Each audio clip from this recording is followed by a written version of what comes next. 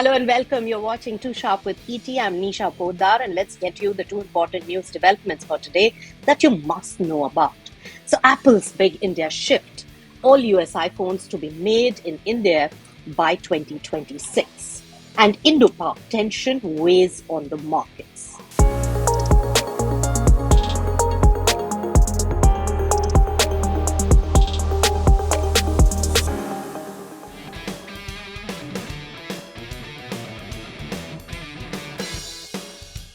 Apple plans to assemble all the US iPhones in India by next year. Why is Apple really moving so fast? Well, the shift is triggered by Trump's heavy reciprocal tariffs on China. Now, Apple's supply chain diversification moves are now speeding up. After tariffs, Apple rushed India made iPhones to avoid extra costs, you'll remember. Now, India has seen exports surge clearly. So, Foxconn shipped the smartphones worth $1.3 billion in March, which is a record level. Tata Electronics iPhone exports jumped 63% on a month on month basis. India now targets making 60 million iPhones annually for the US sales. Apple is doubling its India iPhone output to meet the new goals, but challenges still remain. So the assembly is shifting to India, but parts are still mostly China made. Smartphones face a separate 20% import levy if sourced from China. So India's 26% tariff paused pending a new India-US trade pact.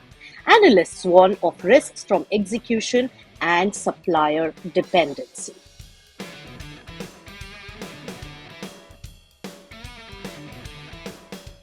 Indo-Pak tension weighs on the Indian markets. Indian benchmark indices ended lower for the second straight session on Friday, with the Sensex falling and closing with nearly 600 points loss and Nifty slipping below the 24,050 mark as investor sentiment turned cautious following a deadly terrorist attack on tourists in Pahalgam in Jammu and Kashmir, which, remember, heightened the geopolitical risks. There was a huge recovery from the day's lows, though. During the session, remember, the Sensex fell as much as 1525 points from its intraday high, while the Nifty shed 518 points from its peak level. Let's see the reasons for the market panic. So, key reason, as we said, is Pahalgam attack, which spooked the investors. Indian markets ended lower for the second straight session as the terror attack in Pahalgam killed 26 civilians, triggering risk aversion.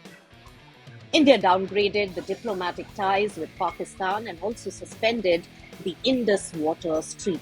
This matter is tensed. It's also profit booking after sharp rally. Nifty had, remember, gained 8.6% in 7 straight sessions before stalling. So sharp rally raised valuation concerns amongst the investors, and technical indicators also showed signs of overbought markets. Now, markets entered a time-wise corrective phase after expiry. Another important factor to really watch is the banks, which took a U-turn from its earlier gains and corporate earnings drag. Financial stocks like Axis Bank, State Bank of India, Bajaj Finance led the fall. Axis Bank's Q4 profit also dipped slightly and the stock fell. HUL missed the profit expectations despite the revenue growth. Infosys as well as Wipro issued weak guidance, hurting the IT sentiment. Big boy from auto, Maruti Suzuki's Q4 profit dipped 1% YOY, and Maruti's shares fell over 2% after the results. The operating margins also shrank. So the higher expenses from the new plant and promotions dented their profitability. On top of tariff uncertainty, there's earnings concern, geopolitical tension, which has added to the risk factors, and nervousness in the Indian market. With that, it's a wrap on Too Sharp with ET. Do hit the like button before you leave. Thank you so much.